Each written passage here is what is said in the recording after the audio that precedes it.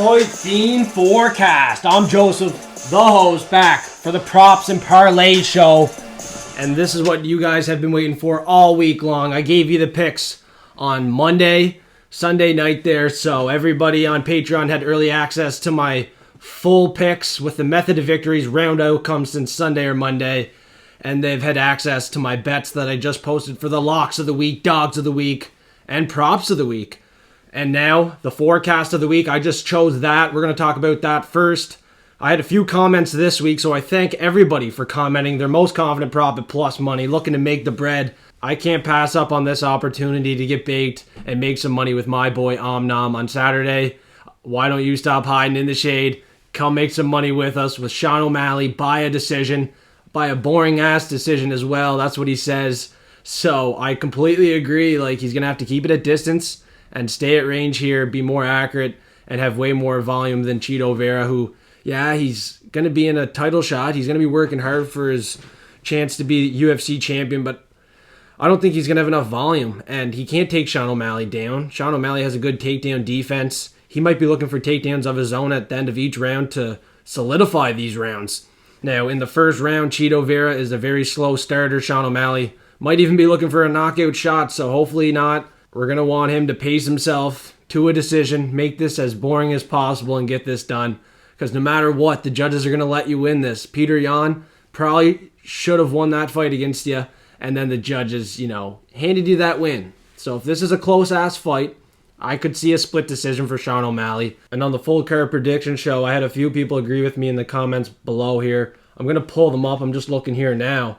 I know a few of you agreed with Sean O'Malley. Danielle Brooks, she said the leg kicks were actually eating up Sean O'Malley, and it was a good knockout win for Cheeto Vera. She calls it a legit KO, and she's going to be betting Sean O'Malley by a decision this weekend. And Danielle Brooks has been making some money. She's in the Discord. Discord's absolutely free, and these forecasters are giving their plays each and every card absolutely free, so I'd advise you to hit the link in the bio below and come look at some plays that Danielle Brooks has. Gammon Girth, there's a bunch of good forecasters in there that are accurate, just as sharp as me as well, so credit to them. I have some picks wrong too, and they're on the other side telling you guys you should be betting it. Don't listen to Joseph, so credit to them when they win. They teach me some lessons sometimes, and lessons have to be taught because lessons turn into blessings, right? So looking at some more comments here, we had I'm So Lucky give a parlay. I'm going to share that out, little parlay for everybody. I'll do that at the very end with the parlays and parfaits. But the other comment here, Real Sports Bet Picks, he's just firing away some big comments here. I'm not going to read it all out, but if you guys read that, he probably agrees Sean O'Malley by a decision. His computer says Sean O'Malley's 57.6% likely to win here, so I'm not always going to agree with the computer. I do my own research, and I listen to 18 other cappers, right? So when I say other people, or the majority of people are on so-and-so, I listen to 18 different cappers, and 100% of them are on Almabayev and a couple other fighters as well. I see a lot of them on Jack Della Maddalena, only 2 of them going Gilbert Burns. So there's just, some trends with picks, some fight outcomes that I can see that a lot of these cappers are taking, some on the right side, some might be on the wrong side. So, the computer's not always going to be right. Some people have their own opinion on these fights, and not every time I'm going to be right on my picks. Not every time the person you listen to is going to be correct, so it's nice to listen to a bunch of different people. Like I said, I listen to 18 different people. I'm putting in the work. I do my own research on top of this, my own tape study, and we're here to make some cash. So the forecast of the week is going to be shining bright in Miami. And for the next card, if you want to become forecast of the week, give out your most confident prop, make the forecaster some money. All what you got to do is put hashtag forecast of the week and comment your most confident prop at plus money on the full card prediction show. So it's on the very first video each and every week. You comment your most confident prop, and it has to be plus money. If it's not plus money, I'll look at it. I'll see what the odds are. I might put it in a parlay, something like that, but I'm not going to make content up. I'm not going to give you a shout out like I just did for my boy Omnom. Omnom's going to make the forecaster some cash, so I'd advise everybody to stay out of the shade. And next up, since I just talked about me going through all the cappers, everybody taking Jack Della Maddalena, I'm going Gilbert Burns, And because of that, and seeing all these cappers taking Jack Della Maddalena, thinking he's going to get the knockout after 2 split decisions, after getting taken down to Bafel Hasev on short notice. Hafez, yeah, he might have been on the juice, whatever, like, wasn't drug tested. But listen here. He took him down. He controlled him. He was on short notice. Jack Della Maddalena should have found the knockout finish there, if you know what I'm saying. And then the next fight against Kevin Holland, why couldn't he find the finish there? So Gilbert Burns is hungry after that loss to Bilal Muhammad. I wouldn't think it's going to be a knockout for Jack Della Maddalena. It's going to be a decision, potentially. I'm going to bet this one money line. It's a pretty confident dog of the week play again, just like Jairzinho Rozenstruik. I know he's 37 years old, but listen, he has the experience. And in Gilbert Burns' mind, he's still probably a title contender. And I think to get past him, it's going to be very tough. Jack Della Maddalena is a very good boxer on the feet. He's going to be sharper. I don't doubt that, okay? But Khamzat Chimaev didn't knock out Gilbert Burns, and Burns was having his moments on the feet, you know?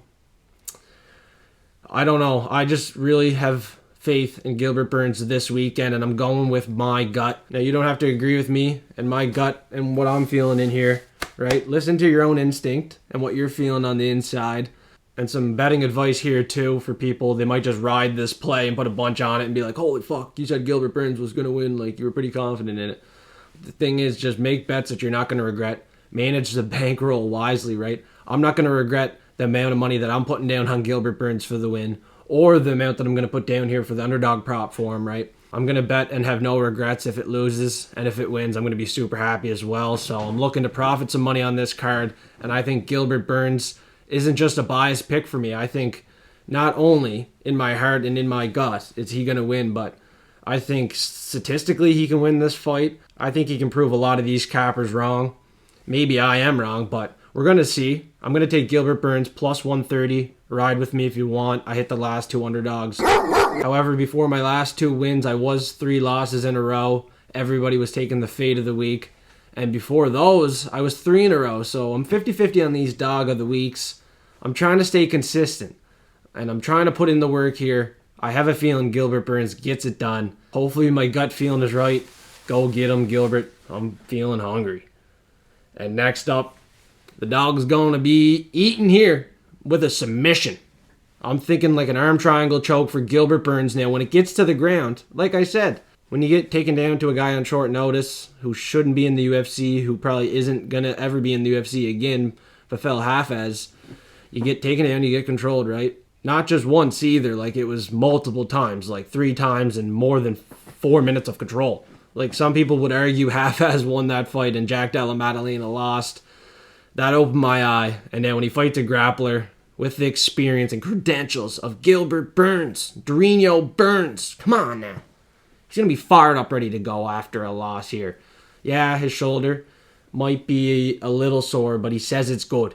He says the left hook is strong, and I believe in him. I think he's ready to go here. Submission win, plus 375. Yeah, he likes to take his opponents down and control them, make it boring. But Neil Magny, he took him down and put him in that arm triangle, submitted him, made him tap. Jack Della Maddalena has never really been put in those situations, but he has been taken down. He has been controlled, so we're going to see. And I want to cash in on this submission. And now I'm going to give you the value props. And the first one has no odds right now, but hopefully they're high. If they're not that high and they're pretty similar to the knockout, we're just going to play it by knockout. So we got Ion Cutelaba in pretty well a coin flip fight. He's a slight favorite here, but, you know, he has a lot of knockouts, and a lot of them, or actually all of them, I should say, are coming in the very first round. I don't think he has one in the second round here. I'm going to check it out. I'm almost positive all knockout wins for Ion Cutelaba come in the very first round. Now, when you look at the side of Felipe Lins, he has 4 knockout losses out of his 5 losses. 3 of those come in the very first round.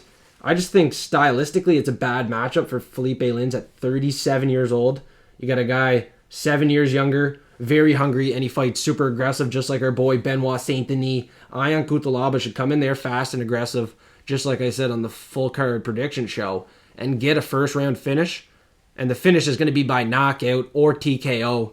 Some ref's going to stop that one because Cutelaba is going to claw him in that first round. Like, Tanner Boser knocked him out in the very first round, his last fight, and Boser knocked out Felipe Lins in the first round. So I'm looking at that here now. That was Felipe Lin's last loss. So I think the UFC is seeing what I'm seeing. They're matching Kudalaba up to get him back on track here, get him back-to-back wins. I see a first-round finish. Like I said, I don't see one second-round or third-round knockout for Kudalaba. He goes all in, all gas, no brakes in that first round. So first-rounder bust Kudalaba. He's a slight favorite. There it is. I want to see what the odds are going to be. And like I said, if the odds are close to the knockout, we'll just play it by knockout. That's definitely the safest thing to do. And next up, we're going with another submission here. Asu Almabayev. Now he's fighting CJ Vergara. Vergara has 2 decision losses and 2 submission losses. It's going one or two ways, and I have to go with the prospect here from Kazakhstan who's looking sharp. Just submitted Odie Osborne, and Vergara lost to Odie Osborne by unanimous decision. Now, Odie Osborne was doing pretty good after that win to CJ Vergara, but Asu just dominated him, man. And when he gets the fight to the ground, he's going to take the fight to the ground. He's a dominant grappler. He's going to sink in the submission. Now, his money line reminds me of the line movement that I seen for Muhammad Naimov just a couple weeks ago, right? He went to a 5-1 favorite after Monday. And then he got the first round finish by knockout or second round knockout. So I think this 5-1 favorite now, Asu Almabayev, gets the finish probably by submission because the kid has 9 submission wins, 3 knockout wins. His last 2 wins come by submission in the second round. So I'd look to play a second round submission prop as well on top of this. Plus 120 is certainly value for how big of a favorite this guy is. Let's get it forecasters. I got another prop coming up. And this is the last one, I believe. We got Benoit Saint Denis by knockout. Plus 300. Some of these outcomes are super hard to cap and forecast. But I just see this fight ending in a knockout. Dustin Poirier's chin is fragile. He just got head kicked to Justin Gaethje. And Saint Denis just head kicked for Vola. And Saint Denis fights aggressive. He's on the front foot. He's not going to be on the back foot. And he's not going to let Dustin Poirier fix his hair, pull up his shorts. You know what I'm saying? You guys watch Dustin Poirier. You watched it in his last fight. Now, I kind of believe that's a reason why he lost. He was more focused on fixing his hair and pulling up his shorts than actually fighting. You're going to want to be focused on fighting Benoit Saint Denis, the God of War in front of you. He's fully equipped. He has the body armor. I don't think he's going to get knocked out. He's too strong, too durable. And when he hits the chin of Poirier, it ain't going to take much. It honestly won't. But when Benoit Saint Denis hits, he doesn't throw with just a little light jab. I'll tell you that right now. He's going to throw with intent. There's high stakes on the line here. Co-main event spot. One of the biggest pay-per-views of the year. I'm going with the God of War. I'm going to take it by finish. And I'm going to look at this knockout prop for plus 300. This is not over. And I'm also going to lock him in. Lock of the week. Benoit Saint Denis. I'm very confident he gets the win. No matter where it goes. Submission, decision. Benoit Saint Denis is so equipped and ready to go in this fight. I don't see him losing. Like I said, I'm a big fan of Dustin Poirier. Right? I have a bunch of cards up here. I have a Dustin Poirier numbered card there. And I also have some cards in here.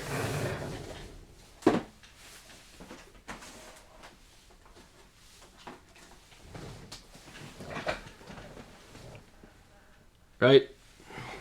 Dustin Poirier auto. So, I just pulled that in my last video.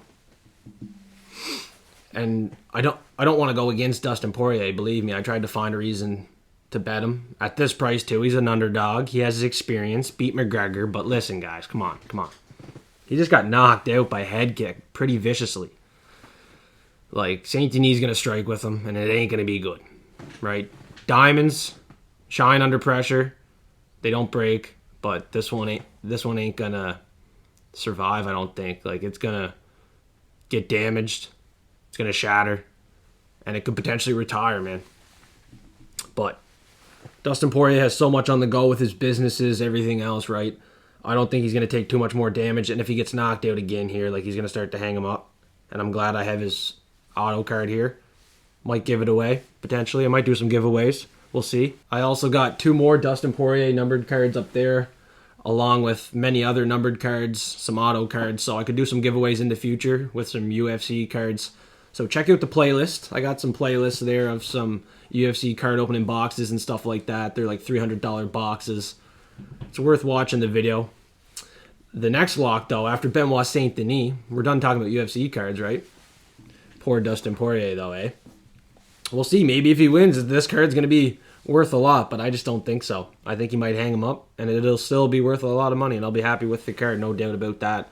But a Benoit Saint Denis card is going to be a lot more valuable at the end of this weekend. I'm telling you that right now. And Kevin Trailblazer Holland has a point to prove against Michael Venom Page. I'm telling you that as well. Go listen to the full card prediction. Like, this UFC prodigy against the Bellator prodigy is going to kick its fucking ass, okay? Mike Perry in bare knuckle fighting dropped Michael Venom Page. I already showed you the video. Go check it out on the last video. Dropped him. If it was MMA, Holland would have finished him. Holland has super heavy hands, and he has a lot of finishes. He has like an 85% finish rate. I actually see Holland getting the finish in this fight. If not, he's going to win it by a decision because the UFC wants their prodigy to win. They don't want the Bellator guy to come in and make Bellator look good. Like, oh, he can come in here and just clean and smoke our guy.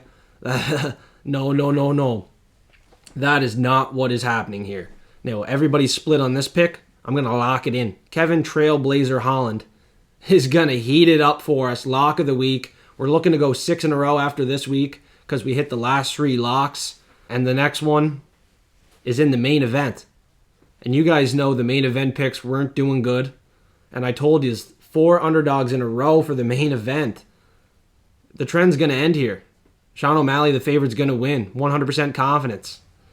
Sugar Sean O'Malley will beat Cheeto Vera, being more accurate, staying at distance, making it a boring-ass decision. Now, I probably shouldn't lock in a fight that I am calling to be a boring-ass decision. I want my locks to be fighters that are going to find the finish, guys that can find the knockout shot, that are very good on the feet, that can defend takedowns, and if it does get to the ground, they can find submissions of their own. If not, they can defend it, get back to their feet. Lock in guys that have value and have very high finishing potential. You guys should know that by now if you're listening to the Fight Fiend forecast, and if you know who I am. I only had 3 picks wrong on the last 2 cards, and I want to keep the momentum rolling. I want the forecasters to continue to make money. That's why I do this each and every week. I don't do it for me, right? I do it for you guys. And you guys really appreciate it, and I appreciate seeing you guys in the comments, helping with the algorithm, smashing the like button, and suplexing the subscribe button. And we're starting to close in on 1,000 subscribers here. We got 615 now, so I want to see more subscribers. And then I'm going to give away $100 to a couple forecasters. I'm thinking at least 3. And if you don't believe me and you don't think I'm actually going to send out money, just go ask Khan, who won $500, the lucky forecaster. When I hit 500 subscribers, I gave away $500 to just one forecaster. Sent him a crypto advance for $500, and he received it. And he is super happy. And he's an active forecaster. And he's going to look to win another 100. I'm going to do at least 3. Maybe 5, but I need to see the subscribers go up to the sky. Forecasters, let's keep it hot here. These locks are going to cash in for plus 250.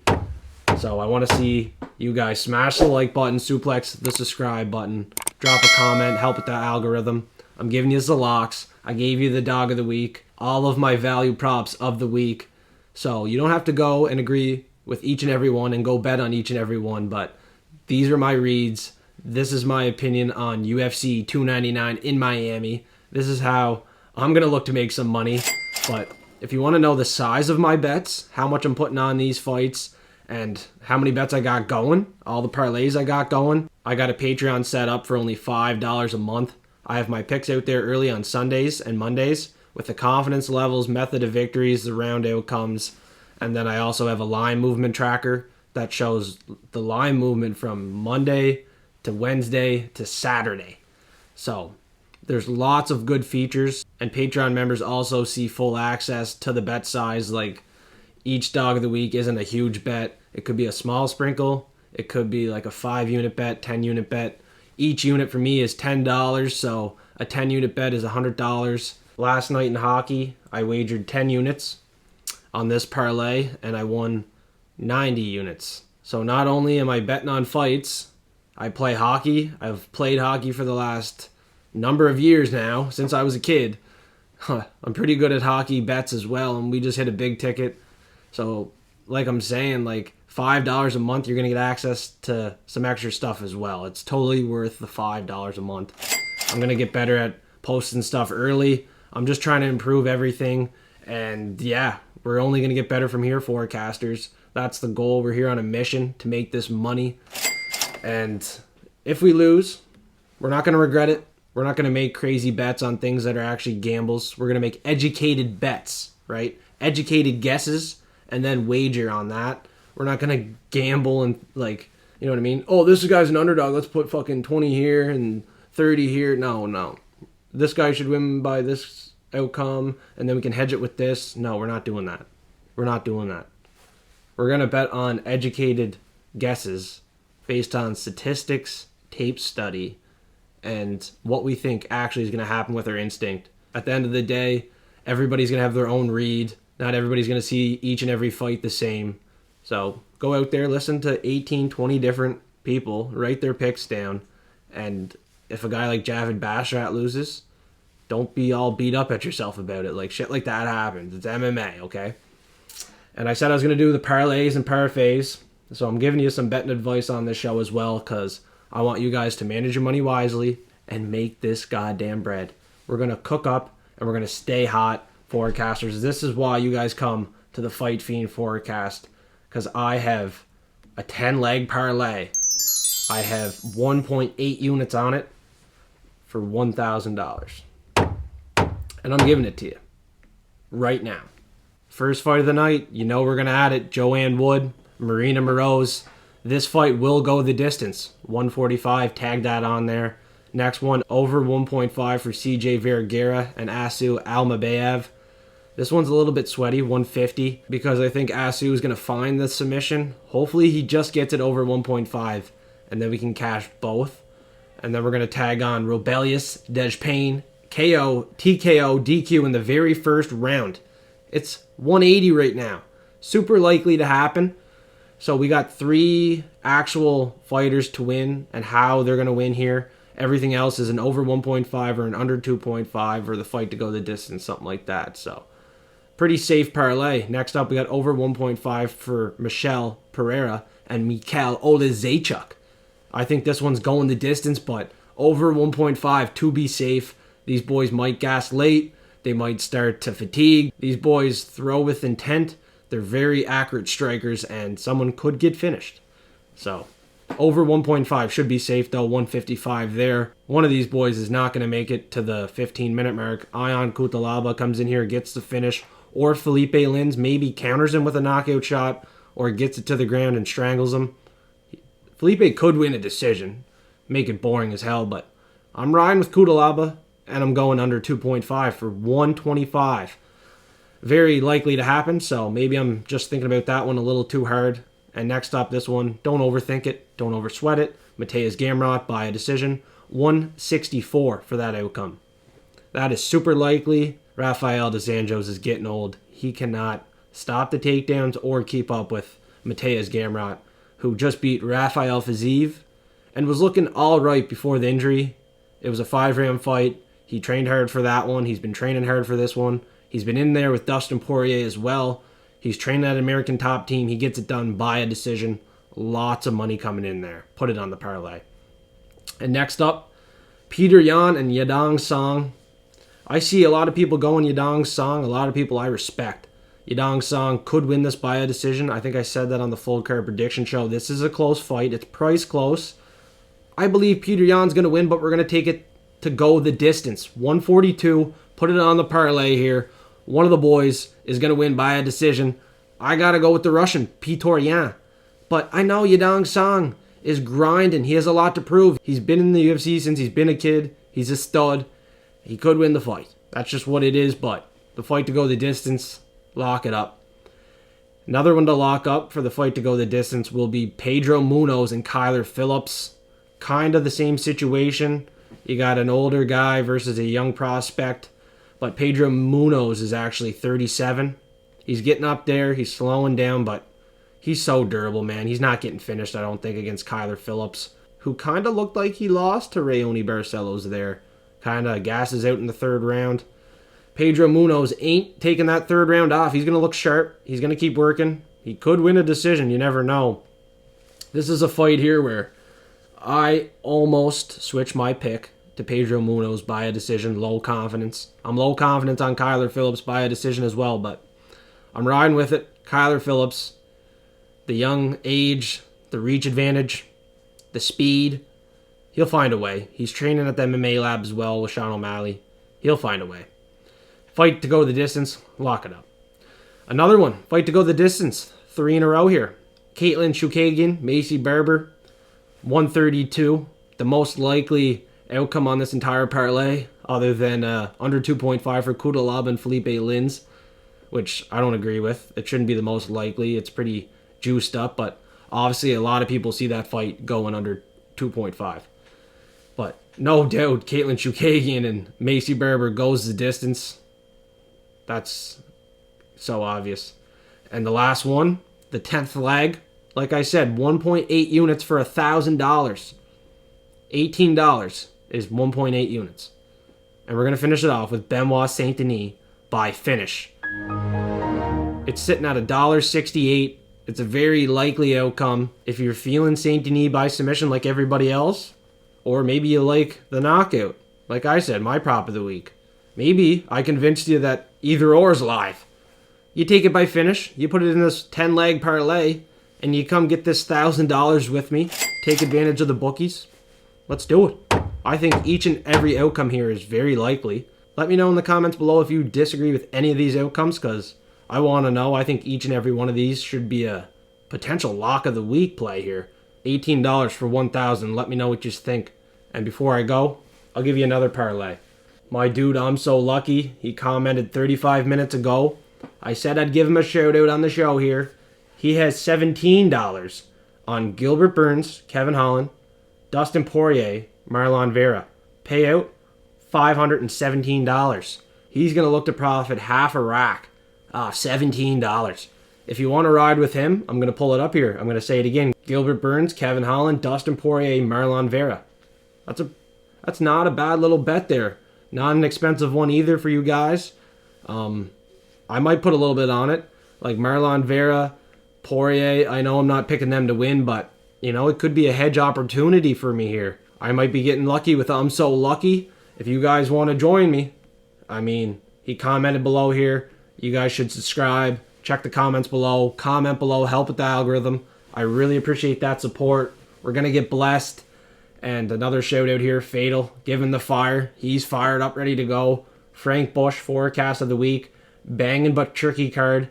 I can only agree, man. This is going to be a banger, man. Total banger. We're not going to do any pants beers, but maybe someone wants to do a shoey with me. Let me know in Discord. Let me know in the comments. I'll do a shoey with someone if you disagree with any picks. Not Gilbert Burns, though. Nobody is doing a shoey bet with Gilbert Burns because I'll probably puke. And then we got Real Sports Bet Picks. Thank me for not deleting his comments. Other cappers delete his comments. Like, if other cappers want to comment here, give their plays, tell everybody to go to their channel and say that I give out shitty picks. I don't care. Because people are going to continue to listen to me. They're going to subscribe. Momentum's going to keep on rolling here. We're going to stay hot in Miami. It should not be so damn hot that I'm up here having dreams about me being on fire. Everybody getting on my damn nerves. So goddamn hot. Shit. Oh.